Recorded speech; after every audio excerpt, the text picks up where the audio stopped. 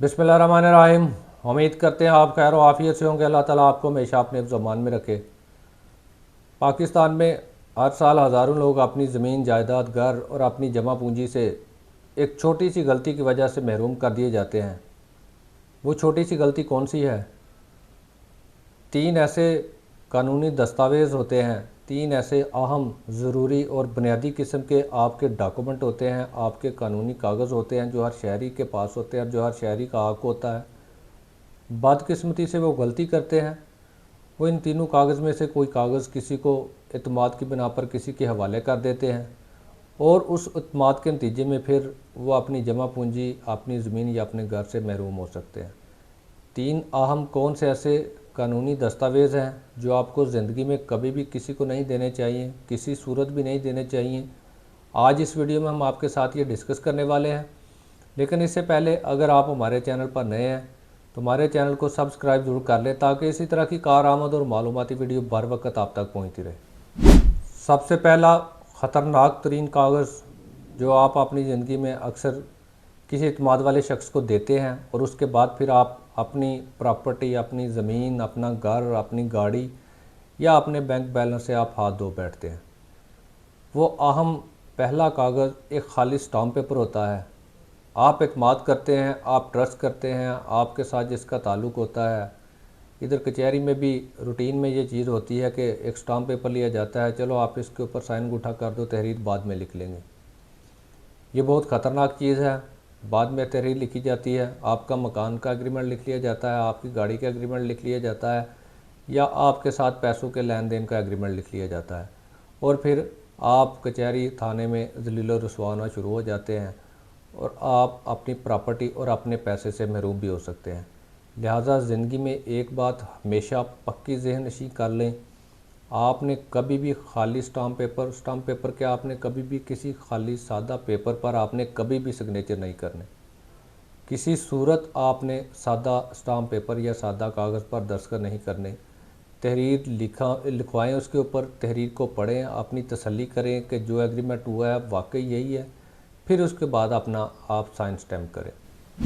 दूसरा अहम डॉक्यूमेंट, दूसरी अहम दस्तावेज़ात जो आपको कभी भी किसी भी शख्स को नहीं देनी चाहिए वो आपकी प्रॉपर्टी के असल डॉक्यूमेंट। बाज़ आपके एजेंट वगैरह या आपका कोई एतमाद वाला बंदा अगर आप प्रॉपर्टी सेल करना चाहते हैं या किसी काम के लिए भी आप उसका वेरिफिकेशन चाहते हैं, वो आपसे कहते हैं कि अपना असल रजिस्ट्री, असल डॉक्यूमेंट जो आपकी प्रॉपर्टी का वो हमें दे दें, हमने सिर्फ इसको चेक करना है। इस तरह आप एतमाद करके उनको अपनी रजिस्ट्री का असल डॉक्यूमेंट दे देते हैं। असल डॉक्यूमेंट ना होने के बहुत ज़्यादा नुकसान होते हैं और असल डॉक्यूमेंट किसी दूसरे के पास हो तो उसको कई मुख्तलिफ़ तरीक़ों से उसका गलत इस्तेमाल कर सकता है, जैसे कि बैंक लोन वगैरह में, कोई गारंटी वगैरह में या कोई एग्रीमेंट तैयार करने वगैरह में या प्रॉपर्टी ट्रांसफ़र के हवाले से कोई जाली डीड तैयार की जा सकती है। लिहाजा आपका जो प्रॉपर्टी का असल डॉक्यूमेंट है, याद रखें इसकी कभी भी ज़रूरत नहीं पड़ती। असल डॉक्यूमेंट की कभी भी ज़रूरत नहीं पड़ती जहाँ पर आप मौजूद ना हो। इसकी ज़रूरत हमेशा वहाँ पर पड़ती है जहाँ पर अगर आप मौजूद हैं। तो असल डॉक्यूमेंट कभी किसी को ना दें। अगर ज़रूरत पड़ती है किसी को, किसी ने कोई वेरिफिकेशन करनी है तो उसको फ़ोटो स्टेट करवा के उसको कापी दे दें, लेकिन असल डॉक्यूमेंट कभी भी अपनी प्रॉपर्टी का, जायदाद का, ज़मीन का कभी भी किसी के हैंड ओवर ना करें।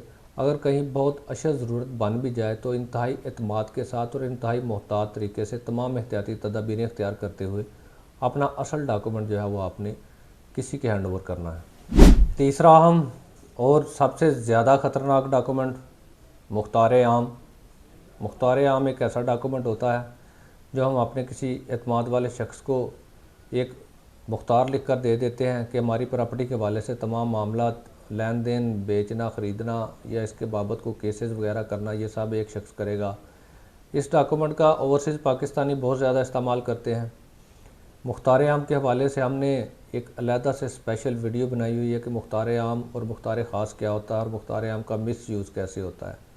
वो आप अलहदा से विज़िट करके हमारा चैनल देख सकते हैं। लेकिन यहाँ पर मैं आपसे सिर्फ इतना ही कहना चाहूँगा कि आप मुख्तार आम कभी भी किसी को ना दें। कोशिश करें हत्तल इम्कान, बाज़ मामलात में हो जाता है कि मुख्तार आम के बगैर चारा नहीं चलता, लेकिन कोशिश करें कि आप मुख्तार ख़ास ही दें।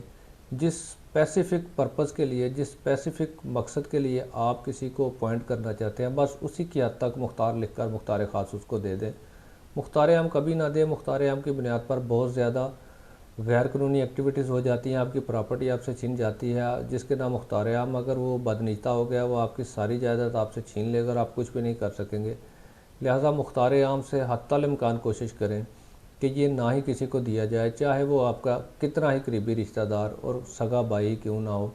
یہاں عدالتوں میں، کچہری میں میں نے سگے بھائیوں کو صرف مختار عام کی وجہ سے ایک دوسرے سے جھگڑتے دیکھا ہے، ایک دوسرے سے پراپرٹیاں چھینتے دیکھا ہے۔ لہٰذا میری گزارش یہ ہے کہ آپ یہ تیسرا جو ہم ڈاکومنٹ ہے مختار عام، اس سے حتی الامکان بچنے کی کوشش کیا کریں۔ ایک جذباتی حقیقت یہ بھی ہے، کچہری میں نے بے شمار کیسز دیکھے ہیں، خالی اسٹامپ پر سائن کر کے معاہدہ لکھ لیا گیا، کیس موجود ہیں، یا پھر مختار عام کا غلط استعمال کر کے جو ہے وہ کیس بنا لیا گیا، یا پراپرٹی ٹرانسفر کر لی گئی، یا پھر کسی کی پراپرٹی کے اصل ڈاکومنٹ چھین کر اس کے خلاف بے نامی کا دعویٰ کر دیا گیا کہ یہ پراپرٹی ہماری ہے کیونکہ اصل ڈاکومنٹ ہمارے پاس ہے۔ یہ بڑی خطرناک صورتحال ہوتی ہے، لیکن یہ ہو رہا ہے، یہ کچہری میں نے دیکھا ہے۔ میرا مشورہ تو عام لوگوں کو، اپنے سائلین کو، اپنے سننے والوں کو ہمیشہ سے یہی ہوتا ہے، جہاں پر آپ اتنے زیادہ پیسے خرچ کرتے ہیں وہاں پہ آپ ایک لیگل مشیر بھی لازمی ہائر کیا کریں۔ کوئی بھی کام کرنے سے پہلے تھوڑی بہت فیس اس کو دے دیا کریں، کوئی فرق نہیں پڑتا، آپ کی کروڑوں اربوں کے مفادات کا تحفظ اس نے کرنا ہوتا ہے۔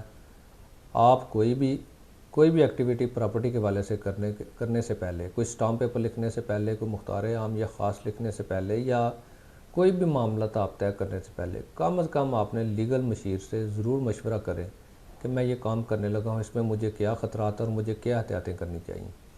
لیگل مشیر آج کل کے دور میں لازمی رکھیں، جہاں پر فراڈ کا عنصر بہت زیادہ ہر طرف ہے، لہذا اپنے اعتماد والا کوئی اچھا سا لیگل مشیر ہمیشہ اپنے ساتھ رکھیں۔ تو دوستو، زندگی میں بعض غلطیاں ایسی ہوتی ہیں جو آپ کرتے تو ایک لمحے میں ہیں، لیکن سال ہر سال پھر آپ اس کے نتائج بھگتتے ہیں۔ یہ 3 ڈاکومنٹ اگر آپ کسی ناقابل اعتماد شخص کو دے دیں گے تو پھر پتہ نہیں کتنے سال اور کتنی نسلیں آپ کو اس کے اثرات بھگتنے پڑیں گے۔